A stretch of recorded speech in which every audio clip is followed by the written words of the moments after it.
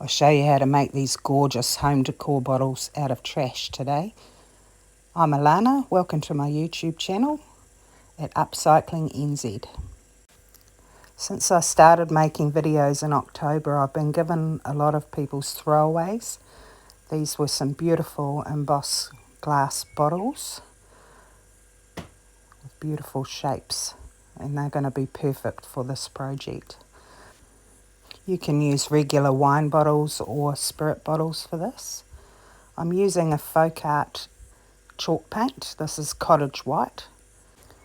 I make these little sponges out of pot scouring sponges, and I just cut them into little squares. Using a sponge stops any brush strokes from being visible when you finish the bottle. I've given each bottle 2 coats of paint, and I've painted all the way up the neck of the bottle, but I've left the base of the bottle so that you don't get paint marks on your furniture. This is Rust-Oleum clear coat, and it's a matte finish.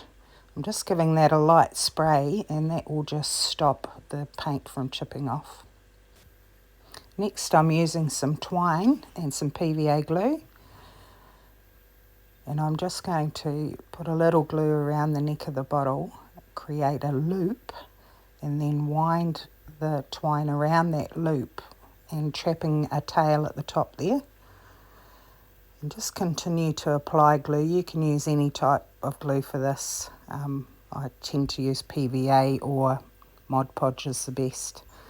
So I'm cutting a tail when I've reached the end and threading it through the loop, and then you can trim that tail off and pull it through the neck of the bottle so that you can't see it anymore. That'll ensure that it doesn't ever come loose. And I've done all 3 bottles. This is an old necklace that I think it's ugly. I picked up several of these from a flea market for a bag of old jewellery for about $1. I'm going to use them as dressing for the bottle. So I'm going to take some music paper, and I'm just stamping a little heart next to the musical notes. And I'm tracing around the discs, which is the part of the necklace I'm going to use. Trimming those out, and I'm going to cut some little slots around the side because those beads are curved on the top. You'll see in a minute how that helps to mould the paper onto the bead. I'm taking some more PVA glue, and I'm just decoupaging that onto each bead, making sure I get the glue in all of those slots. Once it's dry, I'm taking a fine grit sanding block, and I'm just straightening those edges by sanding any excess off.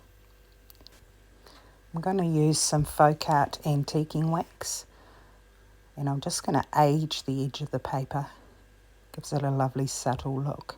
And you put another coat of PVA glue around and seal the edges. Once it's dry, I'm going to thread all of those beads onto some twine, and then I'm going to cut the twine into lengths long enough to tie around the neck of the bottles. Each bottle will have a different size neck, so size those up and then tie them off so that they hang exactly where you want them to on the bottle.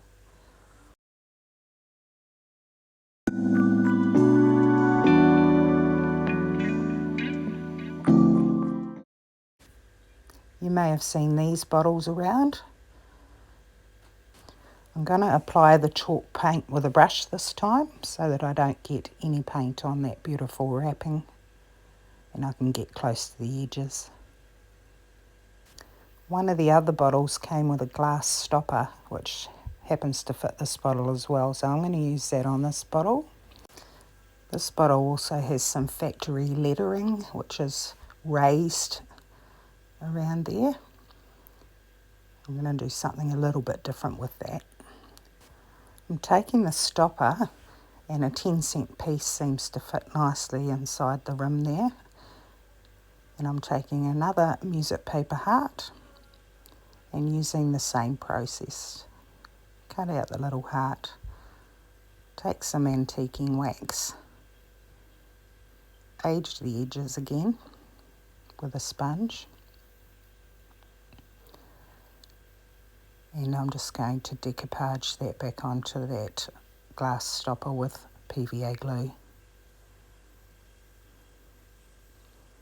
I'm also going to do a little coat of glue all the way around the lid.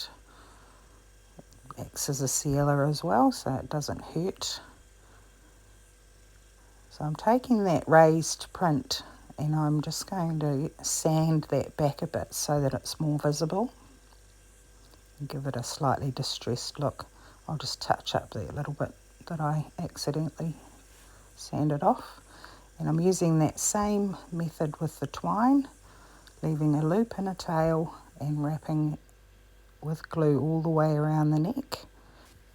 You can do as much or as little of that wrapping as you like. But take that tail, thread it through that loop and pull through again. Really locks that thread in tight. It's not going to go anywhere after that. I'll just trim it up and spread the threads back over it.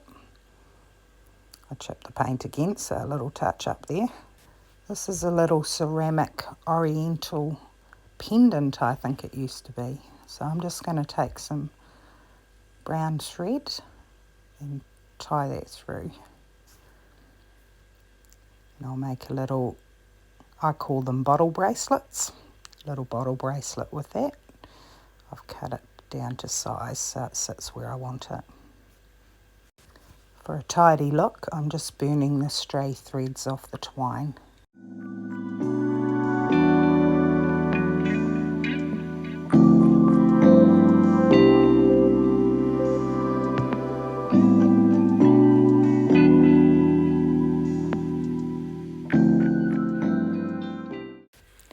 Now that I have a matching set, I'm going to take that last bottle and I'm going to hang it on this beautiful piece of driftwood. I'm using some antiquing wax to darken the colour. I don't want to use varnish on this. And I'm just tying the bottle with a knot below the twine wrapping, crossing it over to keep it in a uniform look with the front of the wrapper that came with the bottle, and tying another knot to create a loop at the back of the bottle. It's going to hang from that. Make sure it's nice and strong and trim the ends off. I'm taking 2 little curtain eyelets to be able to hang from the back of this piece of wood.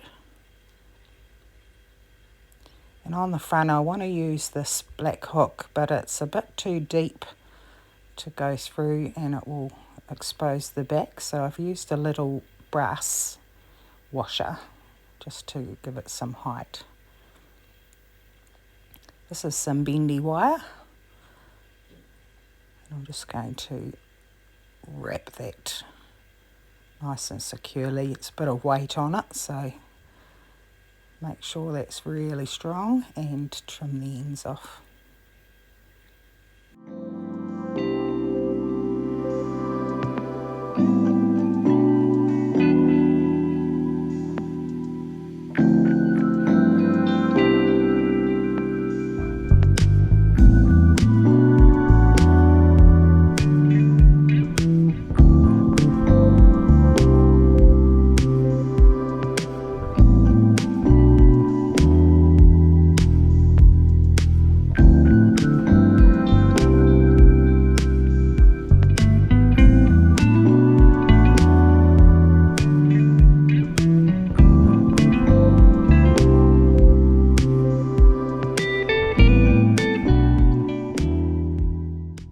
Hey, thanks for watching. I really appreciate it. I like to end my videos with some scenery from our beautiful country here in New Zealand. I'm a very proud Kiwi. Please subscribe. Bye for now.